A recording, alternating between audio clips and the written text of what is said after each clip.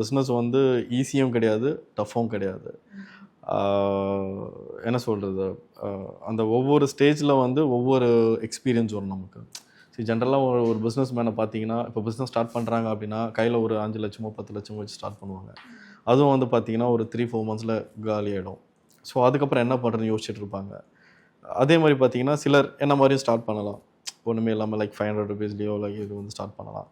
ஆனால் என்னென்னா என்னதான் ஆனாலும் பேக் போகக்கூடாது.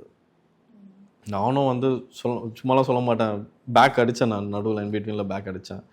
அந்த டைமில் வந்து பார்த்தீங்கன்னா பேசாமல் வேலைக்கே போயிடலாமா அப்படிலாம் கூட யோசித்தேன் நான். ஸோ அங்கேயும் வந்து பார்த்தீங்கன்னா அந்த ஒரு எம்பாரசிங் லைக் அசிங்கப்படுத்துனதுன்னு ஒன்று சொல்லுவாங்கள்ல, எல்லாரும் பிஸ்னஸ் ஸ்டார்ட் பண்ணிவிட்டு கடைசியில் வந்து வேலைக்கே வந்து ஜாயின் பண்ணுறாங்க. அந்த ஒரு விஷயத்தை தான் எப்போவுமே வந்து அசிங்கப்படுத்துகிறாங்கன்னா நெகட்டிவாக எடுத்துக்கூடாது, அது பாசிட்டிவாக எடுத்துக்கணும்.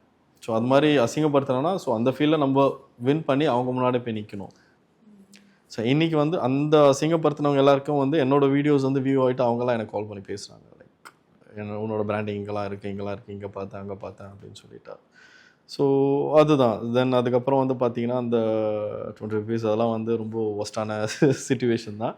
பட் என்ன ஒரு விஷயம்னா கால்குலேட்டட் ரிஸ்க்குன்னு சொல்லுவாங்க தெரியுமா.